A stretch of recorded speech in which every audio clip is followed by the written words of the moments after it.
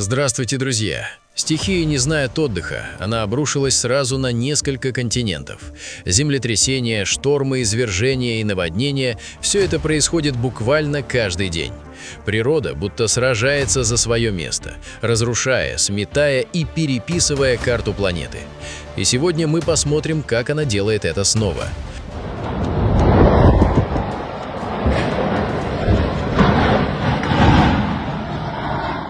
6 февраля на город Жанатас в Сары-Суском районе Жамбылской области Казахстана обрушился шквалистый ветер, скорость порывов которого достигала 30-32 метров в секунду. Стихия нанесла сокрушительный удар по городской инфраструктуре. Мощные воздушные потоки сорвали кровлю с десятков многоквартирных и частных жилых домов, повредили оконные рамы и буквально вырывали с корнем деревья. На многих улицах зафиксированы массовые обрывы линий электропередачи, из-за чего значительная часть Жанатаса и прилегающих населенных пунктов временно осталась без энергоснабжения. Ураган не пощадил и хозяйственные постройки, а также объекты социального назначения, превратив дворовые территории в зоны завалов из строительного мусора и веток. Несмотря на экстремальный характер шторма и многочисленные разрушения конструкций, по официальным данным служб гражданской защиты на текущий момент сведения о погибших или пострадавших гражданах не поступали. В целях обеспечения безопасности детей и минимизации рисков травматизма все школьники города были оперативно переведены на дистанционный формат обучения. В городе развернуты пункты обогрева на случай длительных перебоев с электричеством и отоплением. Бригады энергетиков восстанавливают ЛЭП в тех районах, где это позволяет текущая метеообстановка.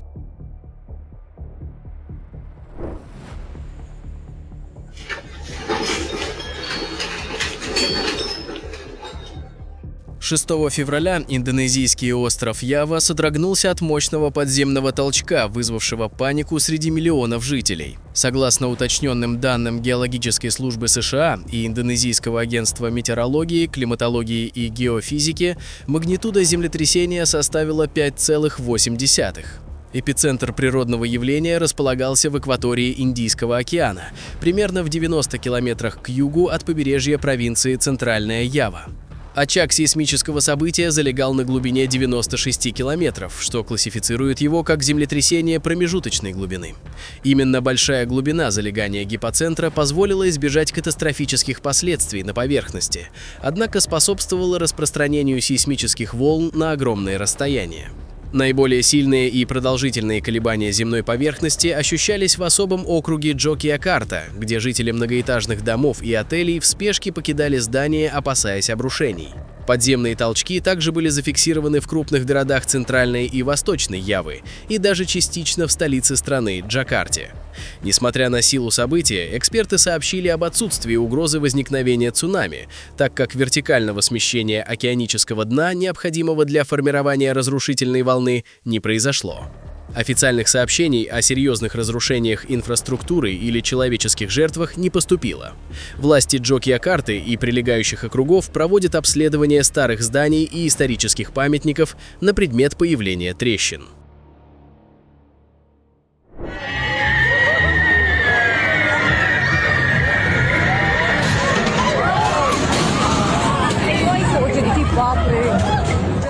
В индийском городе Фаридабад в штате Харьяна ежегодная ярмарка обернулась трагедией. Во время работы гигантских качелей, когда на них находились 13 человек, произошла поломка крепления, в результате чего гондола с пассажирами на полной скорости рухнула на землю. На помощь пострадавшим, оказавшимся под обломками, первым бросился находившийся на дежурстве полицейский инспектор. Однако в тот момент, когда офицер пытался извлечь людей, массивная стальная опора аттракциона, потерявшая устойчивость, начала повторно крениться и рухнула, нанеся полицейскому удар по голове. От полученных тяжелейших травм инспектор скончался на месте, став единственной жертвой этого происшествия. Все 13 пассажиров, находившихся в гондоле в момент падения, получили ранения различной степени тяжести. Однако, по сообщениям медицинских служб Фаридабада, их жизни на данный момент ничего не угрожает. Работа ярмарки была немедленно приостановлена, а территория вокруг вокруг неисправного аттракциона оцеплена усиленными нарядами полиции. Первоначальный осмотр места происшествия техническими экспертами выявил серьезный износ металлических соединений и отсутствие надлежащего технического обслуживания механизма, что и привело к внезапному разрушению конструкции в разгар праздника. Власти штата Харьяна инициировали полномасштабное расследование по факту халатности, повлекшей смерть человека и массовое травмирование людей.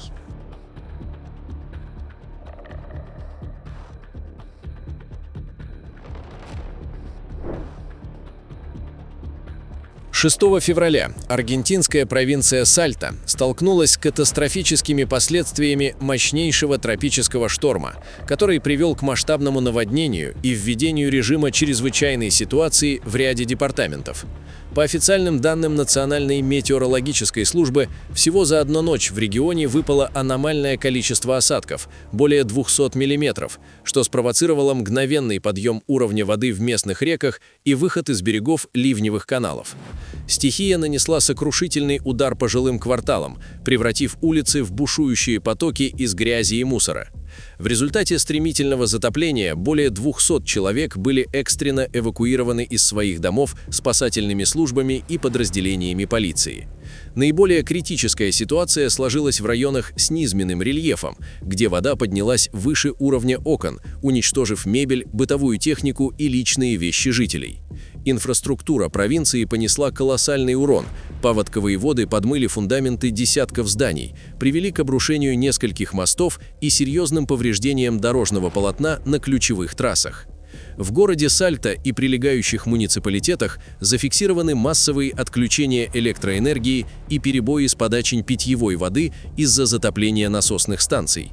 Подразделения гражданской обороны и волонтеры Красного Креста развернули сеть временных пунктов размещения в школах и спортивных центрах, где пострадавшие обеспечены горячим питанием и медицинской помощью.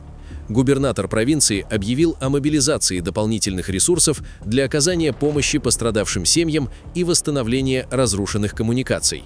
Метеорологи предупреждают, что атмосферная нестабильность на северо-западе Аргентины сохранится до конца недели, в связи с чем жителям наиболее уязвимых зон рекомендовано не возвращаться в свои дома до официального разрешения властей.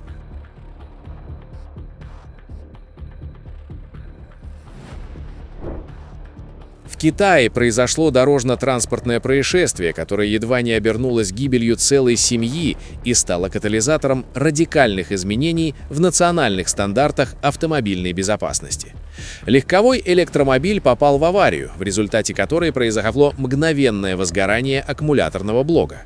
Ситуация приобрела катастрофический характер, когда из-за сбоя электроники после удара все двери транспортного средства оказались наглухо заблокированы, а выдвижные и скрытые ручки не вышли из пазов, сделав невозможным открытие машины снаружи. Очевидцы трагедии наблюдали, как салон стремительно заполняется едким дымом, а запертые внутри люди в панике пытаются выбраться из объятого пламенем авто. Спасти семью удалось лишь благодаря самоотверженности прохожего, который вместе с водителем буквально вырвал пассажиров из огненной ловушки за секунды до того, как кузов был полностью охвачен огнем.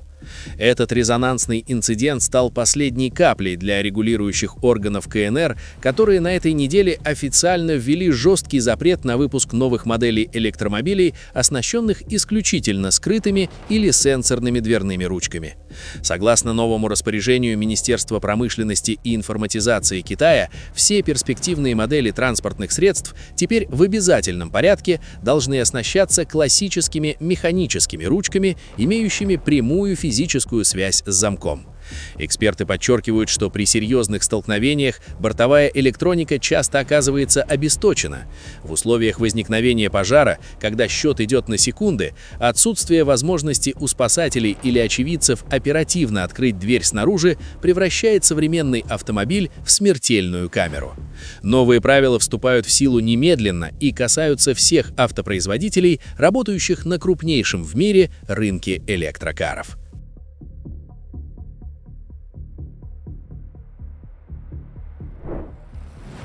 В карьере Яншвальде в земле Бранденбург в Германии контролируемым взрывом была уничтожена перегрузочная мостовая установка F-60, известная как крупнейшая в мире передвижная рабочая машина. Это колоссальное сооружение, которое местные жители за его исполинские размеры и ажурные металлические конструкции прозвали лежачей Эйфелевой башней Бранденбурга, обладало поистине невероятными характеристиками. Длина моста составляла 502 метра, а высота 80 метров.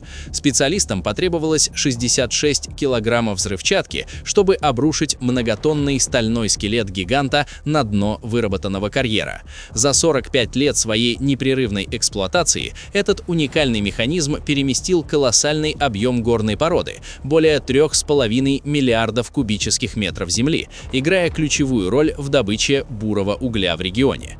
Подрыв сооружения вызвал волну острого недовольства и недоумения в немецком сегменте социальных сетей.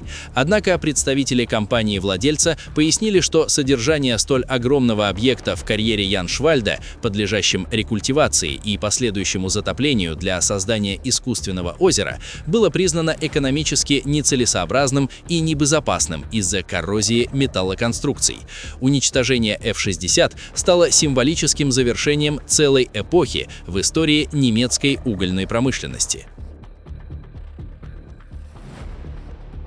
Друзья, на этом наш выпуск завершен. Будем рады видеть вас снова. Подписывайтесь и до встречи завтра в новом выпуске.